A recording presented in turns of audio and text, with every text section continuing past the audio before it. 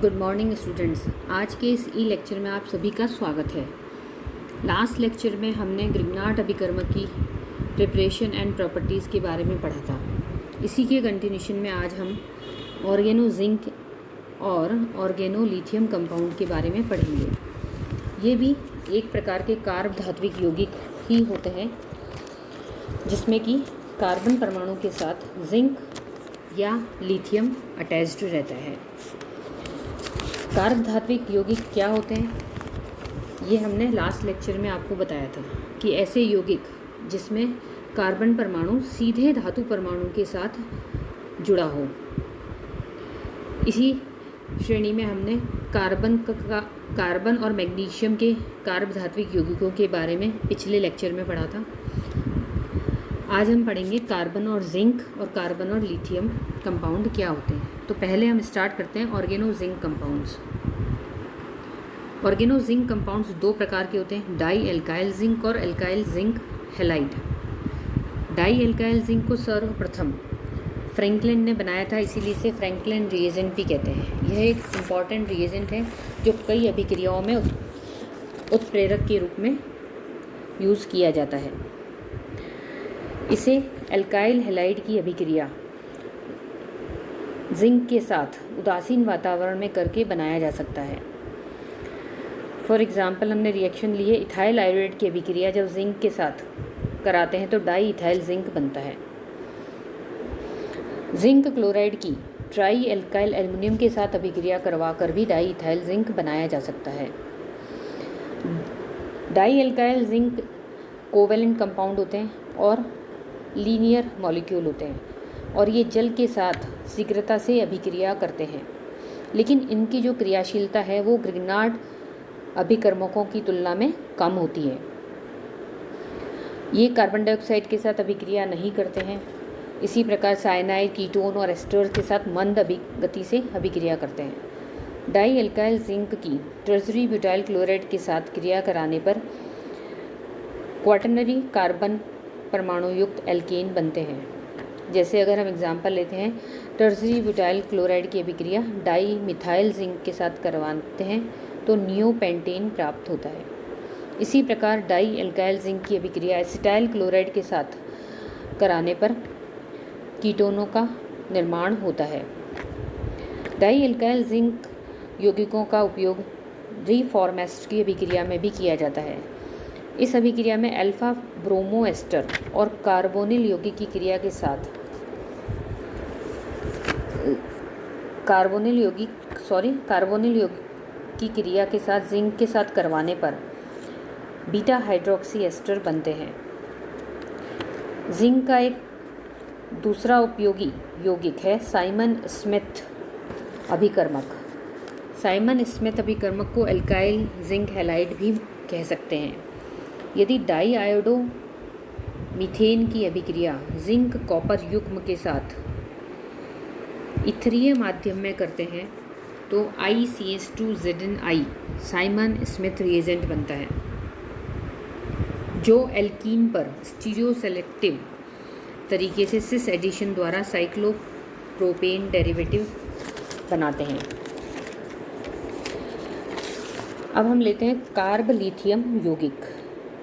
Carb lithium यौगिक भी Grignard अभिकर्मक के समान ही होते हैं, लेकिन ये कार्ब लिथियम यौगिक ग्रिग्नार्ड रिएजेंट से अधिक क्रियाशील या रिएक्टिव होते हैं। जिन अभिक्रियाओं में हम ग्रिग्नार्ड अभिकर्मक को यूज़ नहीं कर सकते हैं वहाँ पर कार्ब लिथियम यौगिकों का उपयोग किया जाता है, इसीलिए इन्हें उच्च या उत्तम ग्रिग्नार्ड रिएजेंट भी कहते हैं।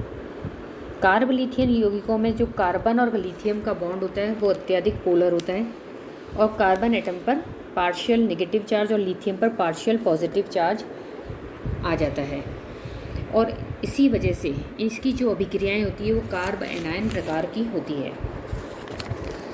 अब हम लेते हैं इन्हें कार्ब लिथियम यौगिकों को किस प्रकार से बनाया जा सकता है। फर्स्ट मेथड है एल्काइल तथा एराइल लिथियम को ईथर, बेंजीन, पेट्रोलियम आदि विलायकों में एल्काइल क्लोराइड व लिथियम की डायरेक्ट अभिक्रिया से बना सकते हैं। सेकेंड मेथड है एन ब्यूटाइल लिथियम के उपयोग से मेटल हाइड्रोजन एक्सचेंज या मेटल हैलोजन एक्सचेंज के द्वारा कार्ब यात्रिक यौगिक को बनाया जा सकता है। थर्ड मेथड है एल्काइल लिथियम की अभिक्रिया किसी असंतृप्त हाइड्रोकार्बन के साथ करवाने पर एक नए प्रकार का लिथियम यौगिक बनता है। फोर्थ मेथड है असंतृप्त कार्बनिक समूह युक्त किसी भी कार्ब धात्विक यौगिक की लिथियम यौगिक या लिथियम मेटल के साथ कराते हैं तो कार्ब लिथियम यौगिक बनते हैं। तो इन मेथड से हम कार्ब लिथियम यौगिक बना सकते हैं। अब लेते हैं इनकी केमिकल रिएक्शंस। कार्ब लिथियम यौगिक जल और वायु दोनों के साथ अत्यधिक क्रियाशील होते हैं।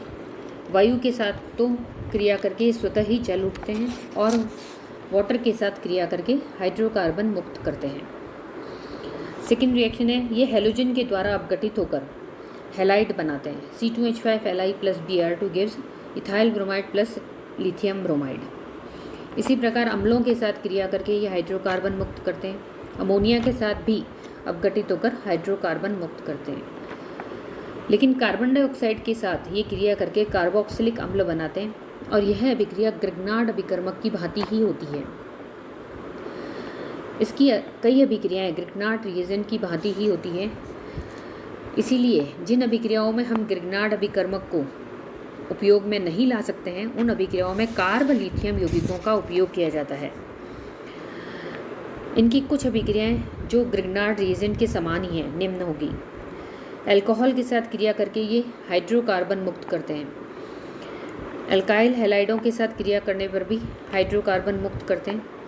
कार्बोनिल यौगिकों के साथ ये ग्रिग्नार्ड रिएजेंट की भांति क्रिया करके अल्कोहल बनाते हैं।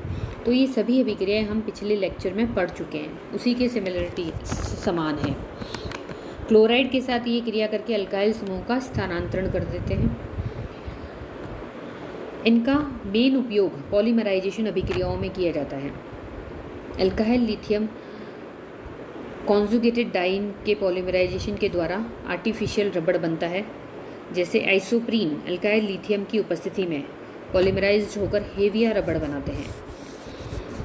इसी प्रकार अल्काइल और एराइल लिथियम या लिथियम के हैलाइड डाईइथाइल जिंक किसी भी का अन्य कार्ब धात्विक यौगिक के साथ क्रिया करके कई तरह के कॉम्प्लेक्स बनाते हैं। अब हम लेते हैं इसकी संरचना। अल्काइल लिथियम के अणु अधिकांशतः संगुणित अवस्था में रहते हैं, जैसा कि इस डायग्राम में है। मिथाइल लिथियम की संरचना एक टेट्रामर के रूप में होती है, जिसमें चारों लिथियम परमाणु एक चतुष्फलक के चारों कोणों पर उपस्थित रहते हैं। कार्ब लिथियम यौगिकों का इंडस्ट्री में बहुत अधिक उपयोग है।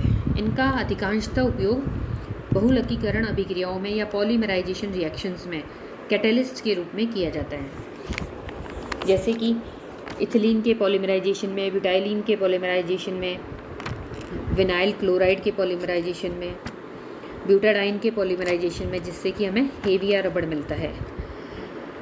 कई रासायनिक संश्लेषणों में जहां हम ग्रिग्नार्ड अभिकर्मक का उपयोग नहीं करते, वहां हम अल्काइल लिथियम का उपयोग करते हैं। Thank you.